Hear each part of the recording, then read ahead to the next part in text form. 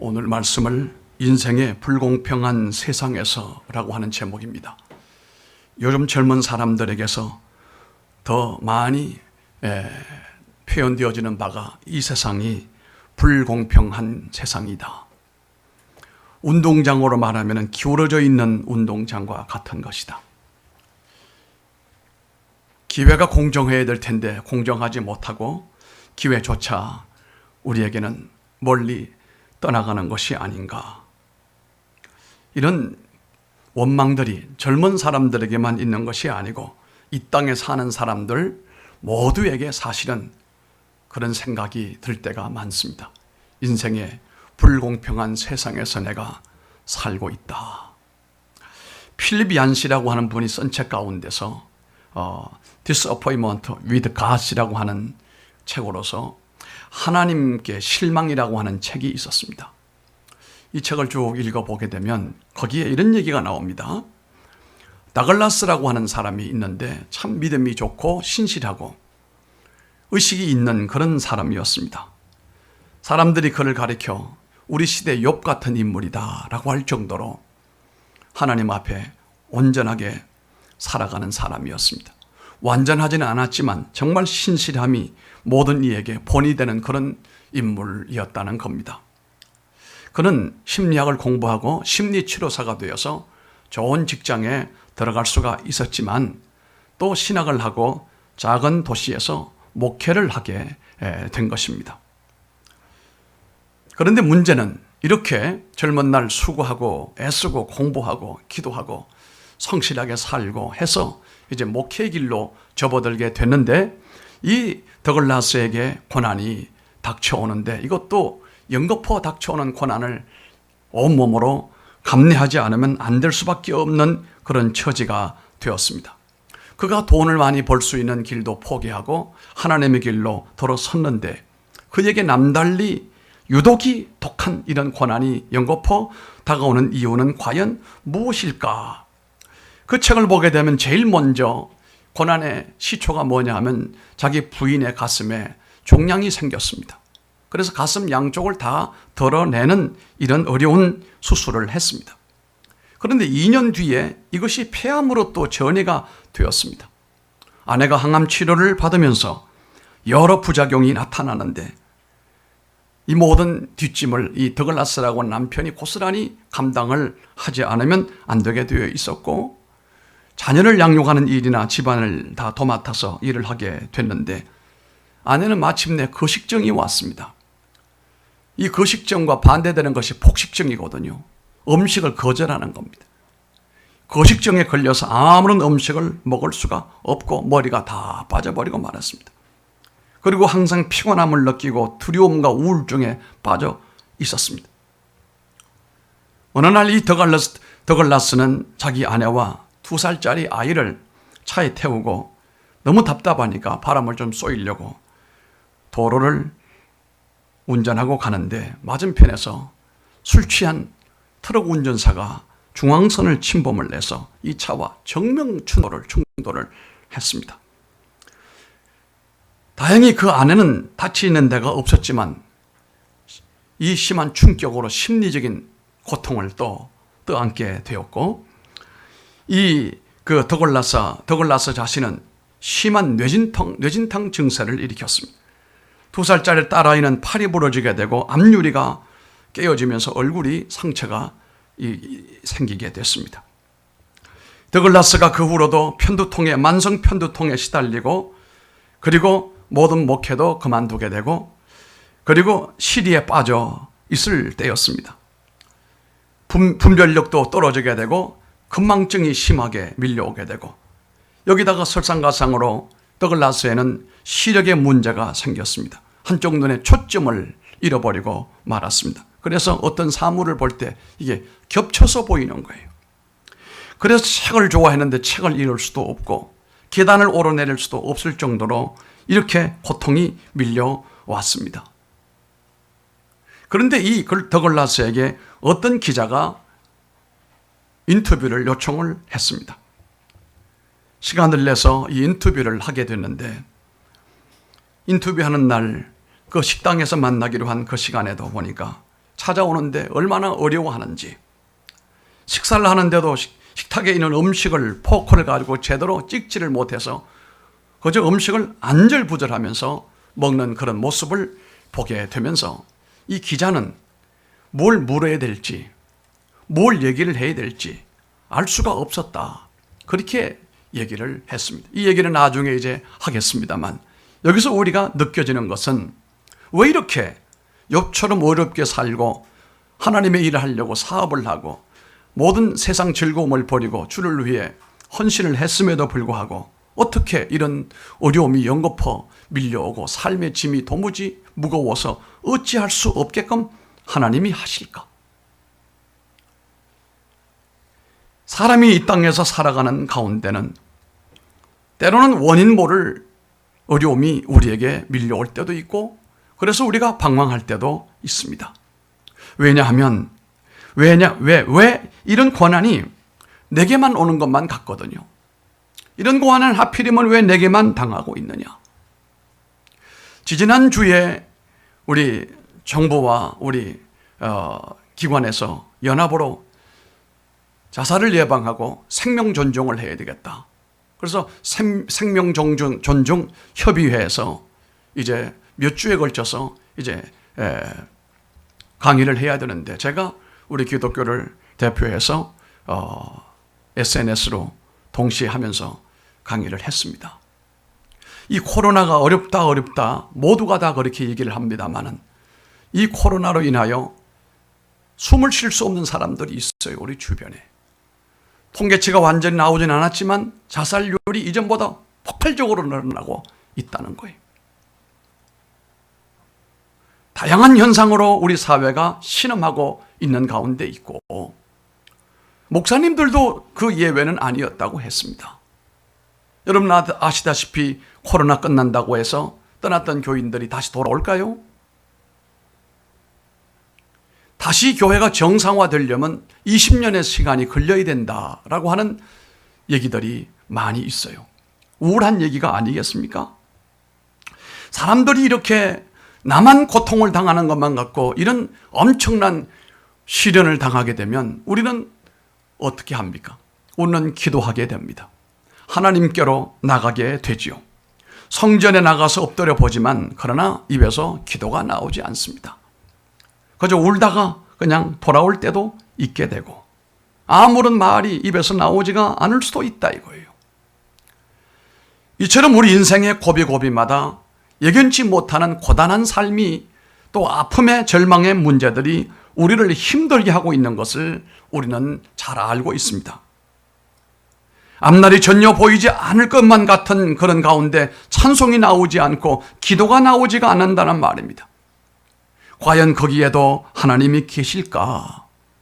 과연 그런 사람도 하나님이 도와주실까? 오늘 우리가 읽었던 이 본문에 나오는 이 저자는 여러분 잘 아는 스바냐라고 하는 선지자입니다. 이스라엘이 마지막으로 가는, 다시 말하면은 학개, 스가랴, 말라기 이 동시대 인물이기 때문에 포로지에서 돌아와서 성전 건축을 했고, 그리고 잠시 하나님께로 돌아가는 듯 했지만 이어서 또 하나님을 배신하고 모두가 시리에 빠져있는 영적인 어두움 가운데 있을 때 하나님이 세우신 종이 스바냐라고 하는 선지자입니다. 그런데 스바냐를 가만히 읽어보게 되면 그도 한밤중 그 인생이 캄캄한 가운데 서 있는 것처럼 느껴지게 되는 사람입니다. 사방을 둘러보아도 고통뿐이요 절망뿐인 모든 세상에서 둘러싸여 있는데 그는 온몸으로 그것을 느끼면서 또 하나님 앞에 부르짖고 몸부림을 치고 있는 이런 모습으로 등장하고 있습니다. 이 스바냐가 머물던 그 시대는 이스라엘이 자포자기하게 되고 하나님을 저버리고 하나님 앞에 바로 서지 않는 이런 고통의 날들이 이루어지게 되었습니다.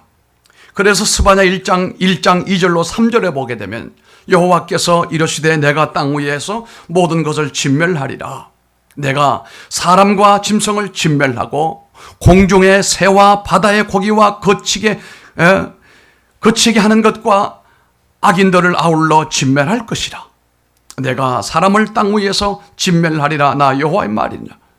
하나님께서 마침내 스바냐에게, 그렇지 않아도 불안하고 초조한 스바냐에게 마지막 하나님의 심판을 그에게 알려주시게 된 겁니다.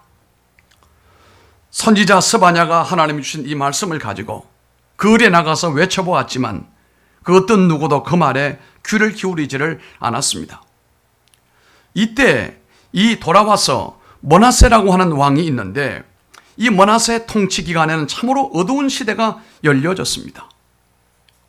이스라엘이 하나님 앞에 돌아오지 않고 바알과 아세라를 섬기는 이방으로 가버리고 하나님을 섬기는 사람이 없을 때였습니다.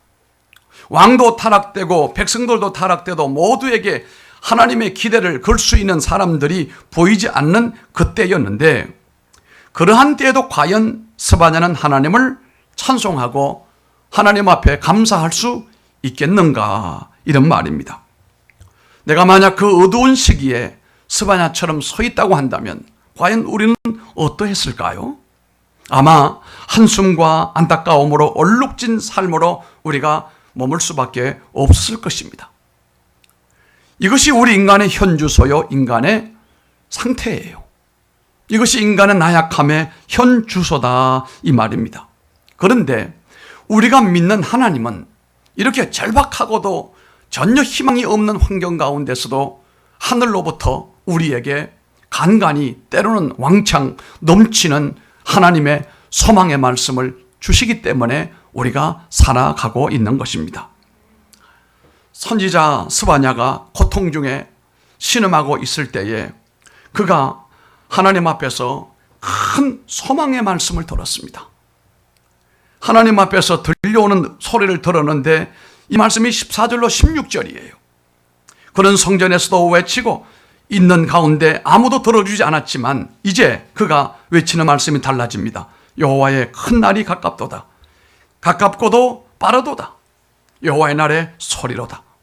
용사가 거기서 심히 슬피 우는도다. 그날은 분노의 날이요, 환난과 고통의 날이요, 황폐와 패망의 날이요, 캄캄하고 어두운 날이요, 구름과 흑암의 날이요, 나팔을 불어 경고하며 견고한 성읍들을 치며 높은 망대를 치는 날이로다. 그랬습니다. 하나님의 심판이 임한다는 이런 놀라운 소식이었어요. 이게 어찌 보면 희망의 소리가 될 수가 있겠는가? 그런데 하나님은 파괴와 더불어 그 다음 단계는 건설의 단계이거든요. 차라리 이 하나님의 진노의 말씀, 나팔 소리가 들려와야 그 뒤에 하나님의 희망의 소리가 들려올 수가 있기 때문에 이 스바냐 선지자는 하나님 앞에서 찬양하게 되고 감사할 수가 있었습니다. 14절로 15절에 나오는 말씀을 보시면 하늘에서 하나님의 메시지가 들려옵니다. 시온에 따라 노래할지어다. 이스라엘아 기쁘게 부를지어다. 예루살렘 따라 전심으로 기뻐하며 즐거워할지어다. 이스라엘의 왕 여호와가 내 가운데 계신다. 오늘 아침 우리가 인사했습니다. 하나님 우리 가운데 거하십니다. 아무리 어두워도 아무리 암담해도 하나님을 바로 만난 사람은 그 자리에서 일어서게 되어 있습니다. 아주 벌떡 일어서게 되어 있습니다. 마치 하나님이 그 위에서 부르시고 하나님께서 말씀을 주시고 하나님께서 은혜를 주시면 누워있는 사람, 자빠져 있는 사람도 그 자리에서 벌떡벌떡 일어난다는 사실이에요.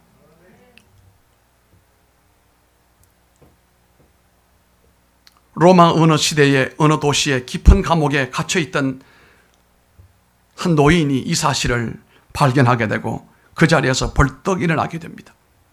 그 선지자, 그 주님의 제자, 그 아픔의 시간에 노래하고 또 노래를 하고 있는데 오히려 박해와 어려움 가운데 있는 성도들에게 말씀으로 위로하고 그가 하나님 앞에 기뻐하라. 주 안에서 항상 기뻐하라. 내가 다시 말하노니 기뻐하라. 너희 관용을 모든 사람에게 알려주라. 주께서 가까우시느니라.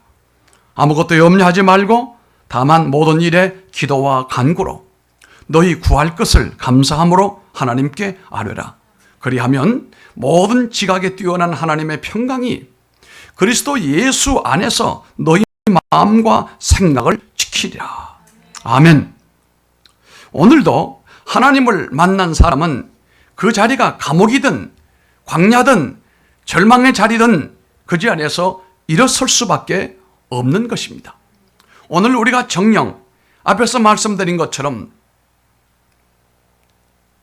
뭔가 비틀려져 있는 세상, 공평하지 않는 세상, 불공평한 환경이라고 말한다고 한다면 더더구나 우리가 할 일이 있습니다. 이게 바로 하나님의 음성을 듣고 하나님의 말씀을 듣는 일이에요. 하나님을 만나는 일이에요. 하나님을 만나면 내가 그토록 불공평한 세상에서 피해 입은 사람인 줄 알았는데 그게 아니었다는 사실이에요. 오늘 여기 스바냐라고 하는 이 선지자가 이제까지 자기는 굉장히 하나님 앞에 불패했던 것이 사실이에요. 어떻게 내가 이런 시대에 태어나가지고 이런 임무를 맡아가지고 아무리 해봐도 듣지도 않고 내 말을 따르지도 않는 세상에 못하러 나를 이렇게 세워서 망신당하게 하시고 고통과 슬픔 중에 살게 하실까 그랬지요. 그런데 하나님의 음성이 들려오고 난 다음 하나님과의 만남이 이루어지고 난 다음에 감옥에서 하나님을 만난 사람이 일어나게 되고 광야에서도 일어나게 되고 절망의 자리에서도 일어서게 된다는 사실이에요. 스바냐는 지금 그 영적 원리를 우리들에게 전하는 거예요. 아무리 절망하고 낭망하면 나만큼 했겠느냐? 아니지요. 그런 사람 말이 정말로 불공평한 세상에 피해 입은 사람이라면 나보다 더한 사람이 너희들 가운데 있느냐? 없지 않지 않느냐? 그런데 내가 하늘의 음성을 듣고 하나님의 말씀을 듣고 난 다음에 내가 달라졌도다. 하나님의 음성을 들은 자가 감옥에서 듣는다면 감옥에서도 일어나게 되고 광야에서 듣게 되면 광야에서 일어나게 되고 절망의 자리에 있다가도 그 말씀을 듣게 되면 절망의 자리에서도 일어난다는 거예요. 오늘 우리가 세상을 한탄하고 세상을 원망할 게 아니에요. 원망할 게 아니에요. 그들을 믿었던 그 자체가 잘못된 거예요. 우리는 세상을 의지하면 안 됩니다. 정치하는 사람은 정치하는 사람이에요. 그저 표만 준다고 한다면 무슨 짓인들 못할 사람이 아니에요. 표가 떨어지니까 공휴일도 더 안 떨어지고 그런다고 표가 생깁니까? 세상은 우리가 이미 일찍이 알아야 될 것은 우리들에게 우리가 원하는 행복을 줄 수 없다는 사실을. 그럼 어떻게 합니까? 하늘로부터 주시는 하나님의 은혜로 하나님 주신 참된 평강을, 하나님의 축복을 우리가 받아서 살겠다라고 하는 결정을 여러분이 하셔야 돼요. 하늘로부터 들려오는 하나님의 소리를 내가 듣고 살겠다는 그 결심을 가져야 된다는 거예요. 세상에서 들려오는 소리는 가끔 우리에게 시원함을 주는 냉수 한 그릇은 될는지 몰라도 지속적으로 배에서 솟아나는 생수는 될 수가 없다는 겁니다. 스바냐는 지금 그 영적 원리를 우리들에게 전하고 있습니다. 너의 하나님 여호와가 너희 가운데 계시니 그는 너에게 구원을 베푸실 전능자시라. 할렐루야.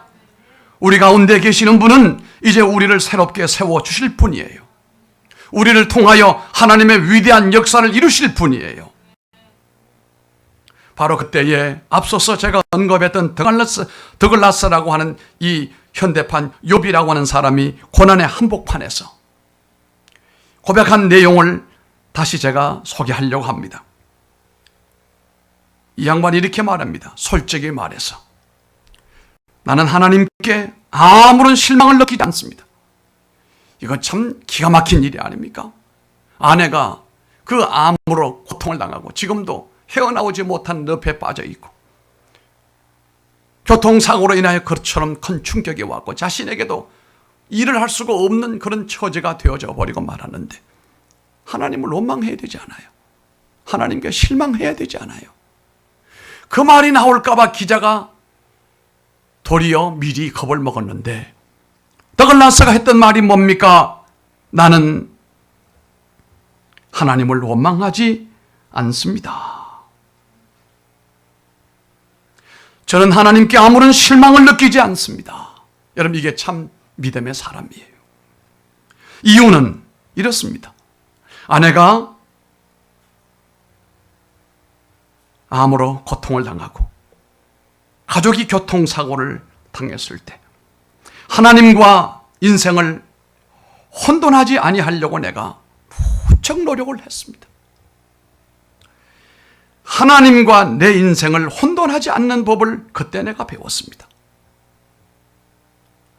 저도 제게 발생한 일에 대해서 무척 화가 났지만 또한 이러한 인생의 불공평성에 대해서 마음껏 원망할 수가 있고 나의 슬픔과 분노를 쏟아 부을 수도 있지만 저는 하나님도 저와 똑같은 기분이라고 믿었기 때문에 그분에게 내가 원망하지 않았습니다. 하나님도 나만큼 아파하시고 하나님도 나만큼 슬퍼하시고 하나님도 나만큼 분노하실 거라고 나는 그렇게 알고 있기 때문에 그분에게 내가 왜 원망을 합니까? 나는 이 일로 하나님을 원망하지 않았고 앞으로도 원망하지 않을 겁니다. 어찌 보면 우리가 세상 관점으로 보면 이 더글라스라고 하는 사람 개인과 가족은 완전히 파괴당해버리고 세상에서 모든 기대가 전혀 없는 상태가 되고 말았잖아요.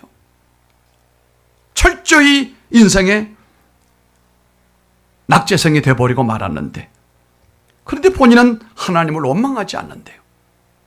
내 그 고통 가운데서 몸부림을 친 것이 하나님의 길과 내 길을 혼돈하지 않으려고 했다. 내가 아는 것은 하나님도 나만큼 고통당하시고 아파하시는데 내가 그분에게 뭐라고 얘기를 하겠는가? 그러므로 앞으로도 나는 하나님 앞에 원망하지 않고 실망하지 않을 것입니다 라고 기자에게 자기 입장을 표현을 했다는 겁니다. 우리 자신의 상황과 관계없이 하나님과의 관계를 개발할 수 있다고 한다면 하늘이 무너진다고 해도 우리는 우리의 믿음을 지킬 수가 있습니다. 이 땅에 사는 인간이기 때문에 여러 가지가 불공평함으로 보여줄 수가 있습니다. 아니 불공평해요. 남들에게 다 있는 것 왜 내게는 없느냐? 남들은 다 잘 되는데 왜 나는 안 되는가? 남의 집 아이는 저렇게 잘 되는데 왜 우리 집 아이는 잘 안 되는가? 다 저렇게 건강 자랑하고 돌아다니는데 왜 나는 이 건강이 여기밖에 되지 않는가? 이 불공평한 거 아니겠습니까? 그렇다고 해서 오늘 더글라스라고 하는 사람에게서 우리가 배우는 바가 뭡니까? 인생은 다 그럴 수 있다는 겁니다. 그런데 그것을 누구에게 원망을 하겠는가? 하나님 앞에 원망하겠는가? 하나님도 나의 이 처지를 보고 안타까이 여기시고 하나님도 아파하시고 하나님도 분노하시는데 내가 그분에게 뭐라고 말하겠는가? 여러분, 하나님과 나의 인생을 혼돈하지 않기를 바랍니다. 이걸 섞어버리게 되면 만사가 하나님 책임이에요. 만사가 하나님 때문에 일어난 일이에요. 그러나 더글라스라고 하는 사람이 몸부림을 치면서 이기려고 했던 것이 이것으로부터 혼란에 빠지지 아니하려고 했던 거예요. 하나님과 나는 별개의 존재다. 단지 내가 불공평함으로 울고 있을 때 하나님도 나와 함께 하시고 내 아픔을 아시고 내 분노를 아시기 때문에 그분에게 내가 원망하거나 불평할 수 없다라고 하는 겁니다. 문제는 대부분이 그렇습니다. 다 그렇다고는 내가 말할 수 없지만 대부분의 일은 하나님께서 우리에게 불공평한 환경을 주신다고 하실 때는 이유가 있었다는 겁니다. 그 불공평을 통해서 하나님은 하나님의 위대하심을 내게 보여주시려고 하신다는 사실이에요. 여러분, 욥이 그 고난을 당하고 난 다음 그는 우리가 쉽게 말합니다만 절대로 쉽지 않은 겁니다. 갑절의 복을 받았어요. 갑절의 복을 받았습니다. 그 욥은 끝까지 하나님을 뭐 하지 않았습니까? 원망하지 않았습니다. 이게 뭡니까? 하나님과 자신을 섞지 않았다는 거예요. 하나님 때문에 이렇게 됐다라고 그렇게 인정하지 않으려고 노력을 했다는 거예요.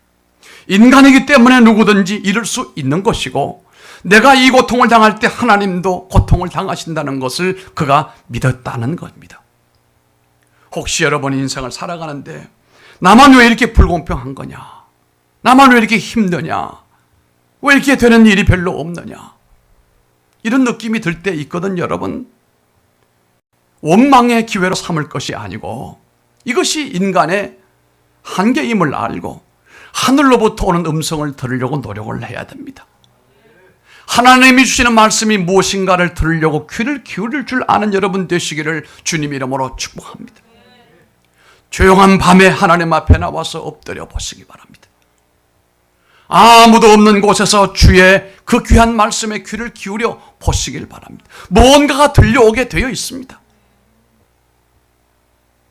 불공평하다고만 원망만 하지 말고, 그런다고 누가 나와서 나를 도와줄 자 아무도 없습니다. 불공평함을 느껴지거든 하늘로부터 들려오는 소리에 귀를 기울이시고 하나님 앞에 나아가 엎드려 볼 수 있기를 바랍니다. 그래서 하나님을 신뢰하는 법을 여러분들이 배우시길 바랍니다. 이 덕을 나서 이분은 그 뒤에 삶은 제가 더 이상 알지 못합니다. 환란의 최절정기 거기까지만 책을 통해서 보았지 그 뒤로는 그가 어떻게 살았는지 알 수는 없습니다. 그러나 욥을 보건대 하나님의 드라마는 그렇게 끝나지 않았을 줄로 압니다. 하나님의 도우시는 은혜가 있기 때문입니다. 우리가 이 불공평한 운동장 같은 세상에서 대통령을 오망하고 대통령을 욕할 것도 없어요. 본세 그들은 다 그런 사람들이니까. 우리는 하늘로부터 하나님의 희망의 소리를 들을 줄 알아야 돼요. 세상은 그런 줄로 알고 하나님의 말씀을 들으면 웃고 넘어갈 수 있는 세상이 우리의 세상이라는 거예요.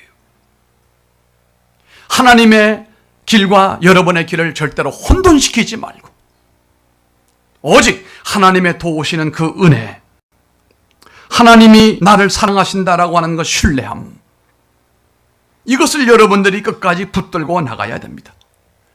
여러분, 그런 찬송이 있지 않습니까? 거친 파도 날 향해 와도 주 함께 날아오르리. 그죠? 거친 파도 날 향해 와도 주와 함께 날아오르리. 여러분, 그 찬양은 참 의미가 있는 노래예요. 폭풍 가운데 나의 영혼 잠잠하게 주를 보리라. 그 폭풍 속에서 어떻게 잠잠히 내 영혼이 주님을 볼 수 있겠는가? 여러분, 이게 믿음이라는 거예요. 왕이신 주님을 기다리는 이 귀한 시간에 이것이 우리들의 고백이 되면 참 좋겠습니다. 오늘 오후 예배드릴 때 한번 이 찬양 한번 우리 불러보자 말입니다. 이것은 고난을 통과해 본 사람에게는 눈물의 찬송이고 희망의 찬송이거든요. 거친 파도 날 향해 와도 주와 함께 날아오르리. 폭풍 가운데 나의 영혼 잠잠하게 주를 보리라. 이게 바로 더글라스의 신앙이요, 욥의 신앙이요, 바로 스바냐의 신앙이었습니다. 이 스바냐는 말씀의 결론을 맺습니다마는 하나님의 말씀의 요지는 이겁니다. 이 시대는 이것으로 끝난다. 그리고 이제 말라기가 되면 400년 지난 다음에 광야에서 소리치는 사람의 소리를 통하여 등장하는 인물이 있잖아요. 그분이 누굽니까? 예수님이십니다. 그 예수님이 우리 가운데 오시니 이 말입니다. 너희 하나님 여호와가 너희 가운데 계시니 이 말입니다. 그는 구원을 베푸실 전능자시라.